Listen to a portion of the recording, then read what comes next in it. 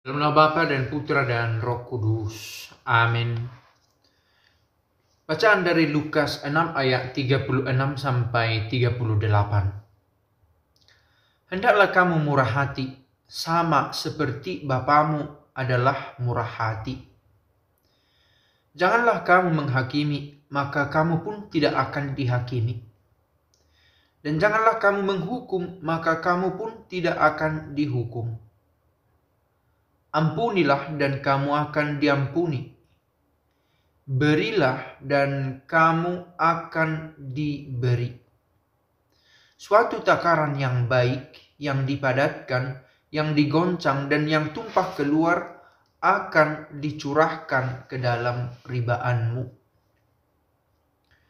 Sebab ukuran yang kamu pakai untuk mengukur akan diukurkan kepadamu.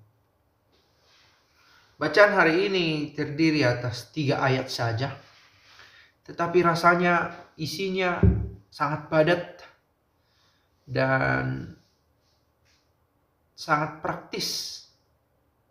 Kita temukan kesempatan untuk mengalaminya setiap hari.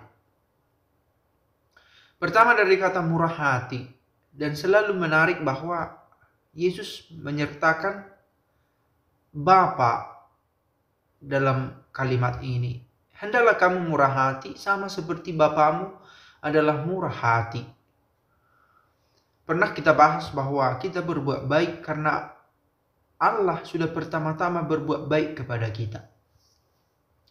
Tadi di meja makan seorang pastor bercerita, susah mengampuni ini katanya. Susah mengampuni. Tetapi setelah saya renungkan, kata pastor ini, orang yang mampu menyadari, mengalami, dan mensyukuri belas kasih Allah dalam hidupnya adalah orang yang sanggup mengampuni. Orang yang merasakan pengampunan dari Allah terhadap dirinya adalah orang yang sanggup mengampuni. Dia punya pengalaman diampuni. Pertama-tama oleh Allah sendiri. Dia diampuni oleh Allah. Nah, orang yang semacam ini, yang sadar punya kelemahan dan sadar ada Allah yang mengampuni, dia ini punya bekal untuk sanggup mengampuni orang lain. Nah, orang yang bisa mengalami kemurahan hati Bapa, dia sendiri tahu bagaimana rasanya mengalami kemurahan hati. Dia ini memiliki bekal, modal untuk bermurah hati juga kepada orang lain. Tentu, karena pengalaman itu adalah, dikatakan pengalaman adalah guru yang terbaik, bisa juga. Dan dari pengalaman orang belajar untuk melakukan sesuatu. Maka ini, jangan kamu menghakimi, maka kamu pun tidak akan dihakimi. Jangan kamu menghukum, maka kamu pun tidak akan dihukum. Ampunilah, maka kamu akan diampuni. Berilah dan kamu akan diberi. Dan di penutup dikatakan, ukuran yang kamu pakai untuk mengukur akan diukurkan kepadamu. Mungkin caranya berbeda-beda. Bagaimana buah dari tindakan kita kembali sampai kepada kita. Ceritanya bisa saja lain. Tidak langsung menjadi feedback setelah saya beri pagi ini, nanti sore saya akan dapat sesuatu.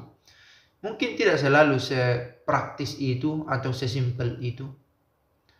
Tetapi di sini kita melihat bagaimana karena belajar dari Bapa, seseorang bisa dapat melakukan kemurahan hati, pengampunan. Dan demikian juga kalau orang yang beriman melakukan yang baik, memberi yang baik, memberi pengampunan, akan juga menemukan buahnya itu lewat orang lain pula.